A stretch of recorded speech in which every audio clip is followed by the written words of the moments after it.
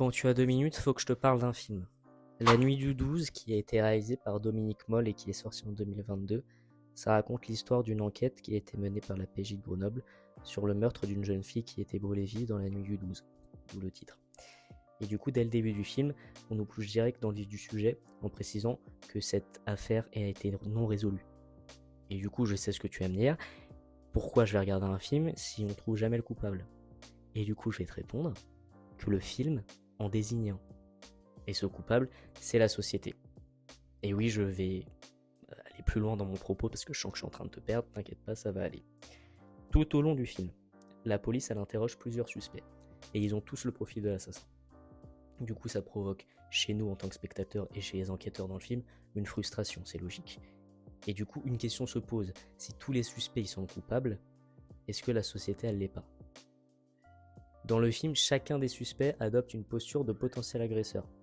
Tout cherche à minimiser les faits, à salir la victime, à justifier sa mort en faisant des phrases bateau comme si c'était une fille facile.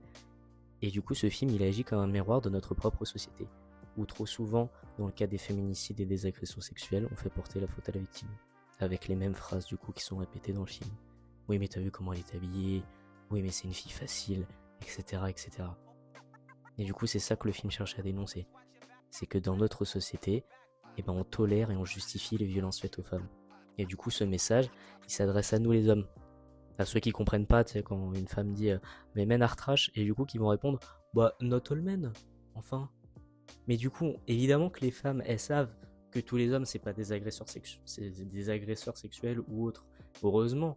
Mais ce qu'elles essaient de dire, c'est que tous les hommes peuvent potentiellement le devenir. Parce que notre société, elle les autorise. Et des fois même, elle les en excuse. N'est-ce pas Bertrand Cantat? Et enfin, faut rappeler que ce film, il s'inspire tristement d'une histoire vraie, celle de Maude Maréchal qui a été retrouvée morte à Lagny-sur-Marne dans des conditions similaires. Et du coup, je voulais humblement lui rendre hommage en la citant ici, pour qu'on l'oublie pas. Donc la prochaine fois qu'une femme te dit Ménard trash, tu te tais et tu écoutes.